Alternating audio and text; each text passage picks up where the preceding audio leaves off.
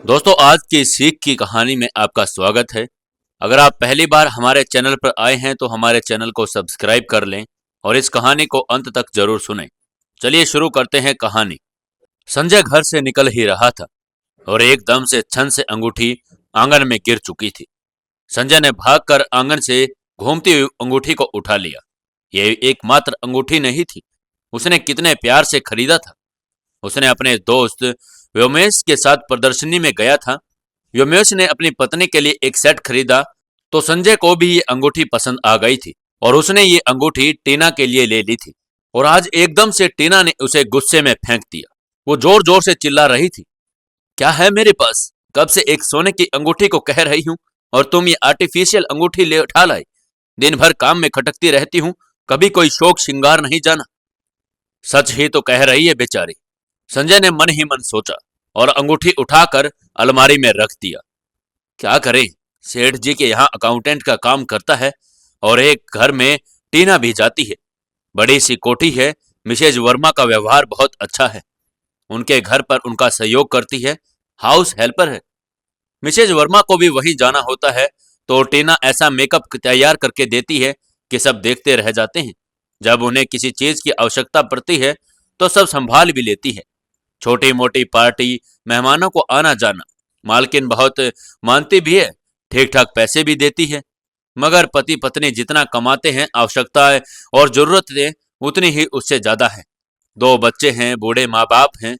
अभी पिछले वर्ष बहन की शादी निपटाई है। टीना तो हमेशा से ही आर्टिफिशियल ही ज्वेलरी पहनती रहती है। कब से सोच रहा हूं कि एक सोने की अंगूठी की इच्छा पूरी कर दूं, मगर सच में क्या किस्मत पाई है मिसेज वर्मा ने। इतना ऐश्वर्य तो कदमों में बिछा रहता है। बिल्कुल छोटी बहन सरीखा मानती है टीना को। कई बार सोचा अपने घर चलने को बोलूं, मगर हिम्मत ही नहीं होती कहने की। टीना यही सोच रही थी, इतने में उसने अपना सारा काम निपटा लिया और जाकर अपने मिसेज वर्मा के कमरे में झांका। कल करवा चौथ था, उन्होंने भी पूछ लिया, टीना तुम नहीं करती क्या फास्ट? नहीं मैम, हमारे घर में तो हरी तालिका तीज ही पूजी जाती है, टीना ने बताया। आज मिसेज वर्मा अपने कमरे में जेवर से लदी बैठी थी। टीना को झांकते देखकर उसने आवाज लगाई, अरे इधर आना, मेरी मदद करना। टीना बड़े संकोच के साथ अंदर आई। मैम के बड़े बड़े झुमके, भारी सा हार, इतनी मोटी सी पायल, बाजू बंद सब उतारने में मदद करते हुए उनके डिब्बे में रखती गई, बिल्कुल बिना किसी भाव के। और कोई हो तो इतना कुछ देखकर हाय लगा दे।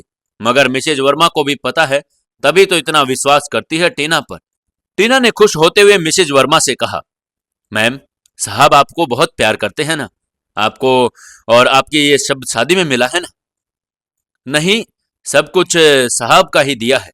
तीज त्योहार पर सब कुछ ना कुछ देते रहते हैं, तो धीरे धीरे बहुत कुछ जुड़ गया है। मिसेज वर्मा ने गहरी सांस खींचते हुए कहा। टीना को समझ नहीं आ रहा था कि वो ये सब इतनी गहरी उदासी में क्यों कह रही थी। एक मेरी और संजय की किस्मत है, दोनों इतने पढ़े लिखे होकर भी छोटी छोटी खुशियों को तरसते रहते हैं। जरूर पिछले जन्म में बहुत पुण्य किए होंगे जो ऐसी किस्मत लिखा कर आई है। टीना ने मिसेज वर्मा के दुपट्टे को हटाया जिससे उनकी घनी मोटी चोटी को खोलने में मदद कर सके। बहुत सुंदर बाल हैं आपके, और बालों में लगा ये पिन और भी सुंदर, टीना ने कहा। आह! अचानक मिसेज वर्मा बहुत तेज कराह उठी, जरा धीरे। और टीना की आंखें फटी की फटी रह गई। पीठ पर बहुत गहरे चोट के निशान थे। बताया था ना, सब कुछ उनका ही दिया हुआ है। इतने बरस बीत गए, अब तक बहुत कुछ दिया है उन्होंने। मिसेज वर्मा एकदम से दर्द से कराह कर रोती हुई टीना से बोल पड़ी। उन्होंने अपने हाथ पैर, गले और न जाने कहां कहां चोट के निशान दिखाए थे। टीना, तुझे ये मेरे सुंदर सुंदर गहने बहुत अच्छे लगते हैं ना?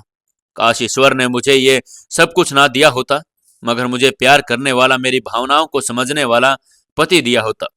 तू कितनी खुशकिस्मत है टीना, तुझे इतना समझदार पति मिला। टीना ये सब देखकर एकदम से चौंक गई।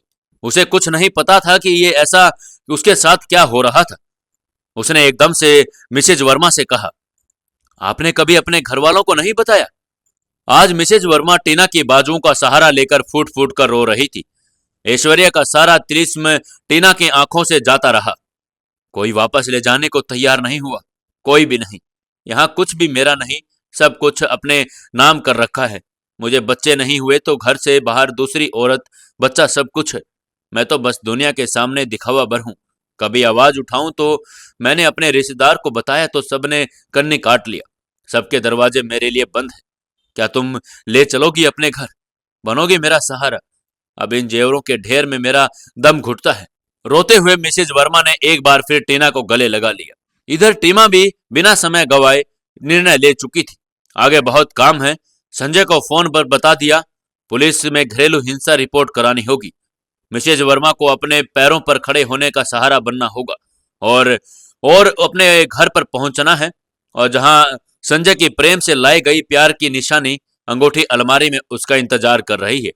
आज टीना जान चुकी थी कि प्यार का कोई मोल नहीं होता। टीना संजय के साथ अपने व्यवहार पर शर्मिंदा थी। टीना असली खुशी की कीमत जान चुकी थी। जीवन के झंझावतों से निपटने में उसे किसी का तो साथ देना ही है। उसने मिसेज वर्मा का साथ देने का सोचा और अपने घर पर जाकर वो अंगूठी पहन ली। दोस्तों, क्या टीना को ऐसा ही करना चाहिए था या फिर टीना के पास कोई और भी ऑप्शन था? आप हमें कमेंट पर बता सकते हैं। आपको यह कहानी अगर अच्छी लगी तो इसे अपने दोस्तों तक शेयर जरूर करें और इस पर कमेंट करके जरूर बताएं कि आपको यह कहानी कैसी लगी और इस वीडियो को लाइक जरूर करके जाएं।